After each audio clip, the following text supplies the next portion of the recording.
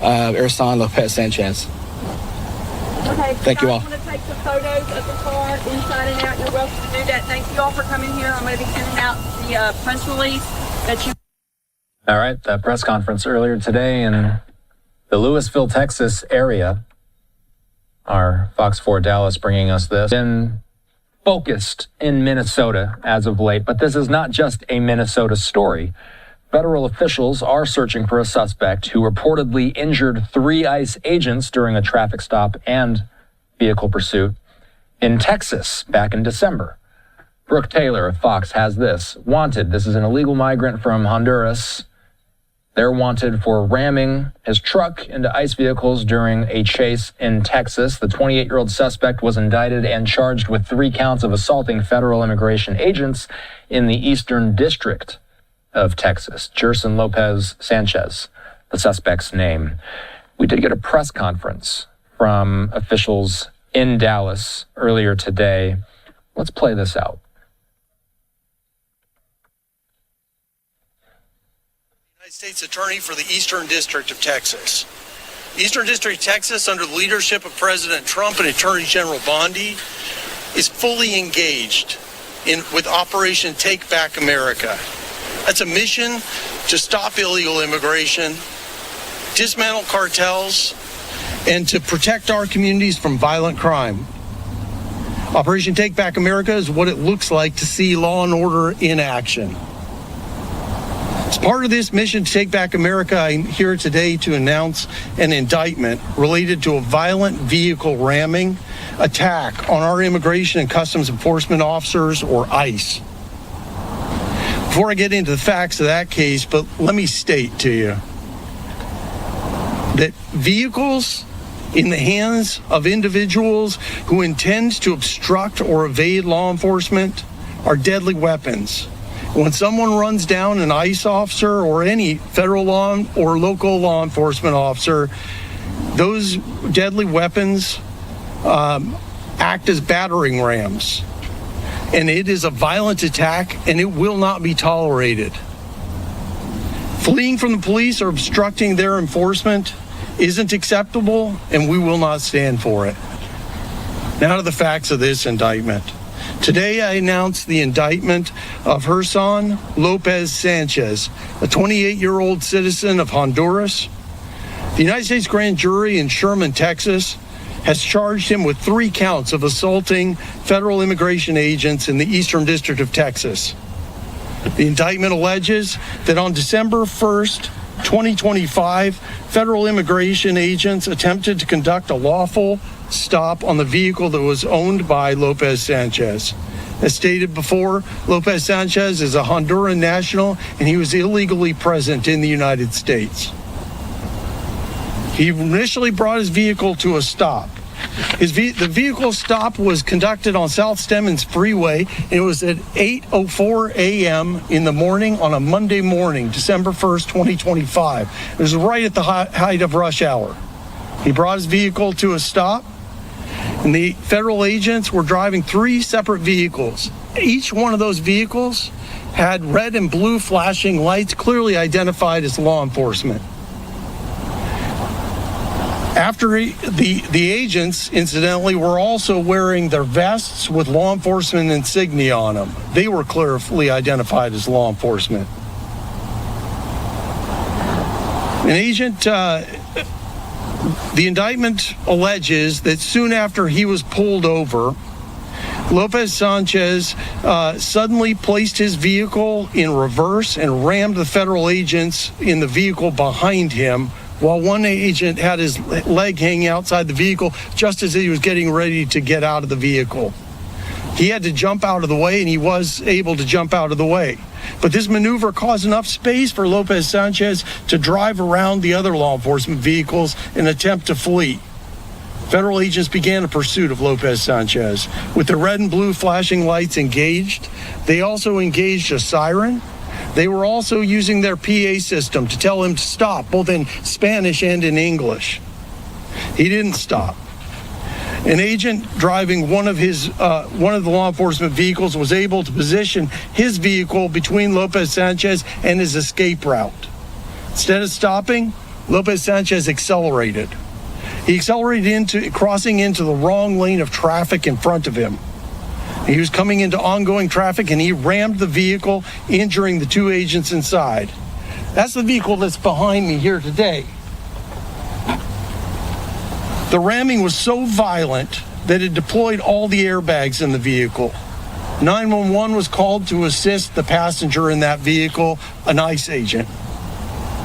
Lopez-Sanchez continued to evade with the third vehicle pursuing behind him onto East Valley Ridge Boulevard in Lewisville for about 10 minutes before he stopped the vehicle on a median, and all 5 occupants in that vehicle, including himself, fled on foot. 3 of the occupants were ultimately detained with the help of some of the civilians in the area. Lopez-Sanchez was identified as the owner and the driver of the vehicle, and he remains at large today. I want to take this opportunity to thank the brave men and women of law enforcement. They're standing behind me, and they're representatives from ICE and the FBI. Not with us today is Lewisville Police Department, but they were instrumental in this investigation as well and assisting the event as it occurred. These agencies work this case as a team, and they're working to keep us safe every single day. For the men and women in law enforcement, this isn't just a job. These are their homes. They want to do what everybody wants to do. They want to live in their communities safely. They work to protect their communities and themselves from safety, from danger. They swear an oath, each one of them, to enforce the Constitution and the laws of the United States, and that's exactly what they're doing today and what they were doing on that day. I'll now turn it over to FBI Special Agent in Charge, Assistant Special Agent in Charge, Jeremy Wright. We'll talk about Lopez-Sanchez's status as a fugitive. Thank you, Jay. Good morning. My name is Jeremy Wright. I'm an Assistant Special Agent in Charge for FBI Dallas. This is just the latest example of the increasing dangers that law enforcement faces on a daily basis. As U.S. Attorney Combs mentioned, after striking an ICE vehicle that was occupied by an ICE agent, Lopez-Sanchez fled the scene in his truck. Following a pursuit, he struck another ICE vehicle where 2 agents were injured. He then fled on foot and remains at large today. The FBI will continue to stand with and work alongside our federal partners and local partners to ensure that anyone who harms or attempts to harm law enforcement will be held accountable. This is an active fugitive investigation where we are committed to finding and bringing Lopez-Sanchez into custody so that he may face justice. Today, I'm here to announce that the FBI is offering a reward of up to $15,000 for information leading to the arrest and conviction of Jerson Lopez-Sanchez.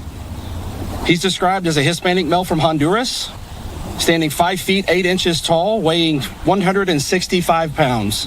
He has black hair and brown eyes. He's 28 years old and works as a roofer. We're asking anyone with information to call 1-800-CALL-FBI or submit a tip at tips.fbi.gov. I'll turn it back over to the U.S. Attorney. When an illegal alien who should have never been in our country to begin with violently assaults our law enforcement in Texas, he'll be met with the full force of this Justice Department. What are your questions? What did initially lead to the attempt to stop the vehicle? Thank you for your question. Well, it's a very, it's still an active investigation. Obviously, Mr. Lopez-Sanchez is a fugitive, and so I think we're going to stay away from that right now. He did not have a criminal background or active warrants that are known to us. Why release this information now? I mean, it happened almost 2 months ago. Is this obviously a part of what's happening in Minneapolis and also the administration's push to really emphasize those assaults on officers? Why now? Well, there clearly are assaults on officers. This is an example, and it is happening. But the investigation into Lopez-Sanchez has been ongoing. The search for Lopez-Sanchez has been ongoing, and he's not been located yet. And we determined that now was the time to go public with this information in an effort to try and further this investigation. Sir, can you give us any details on the injuries to the agent? I think I'm going to turn that one over to our acting field office director, Robert Serna. Good morning. My name is Robert Serna. I'm the acting field office director for ICRO in Dallas.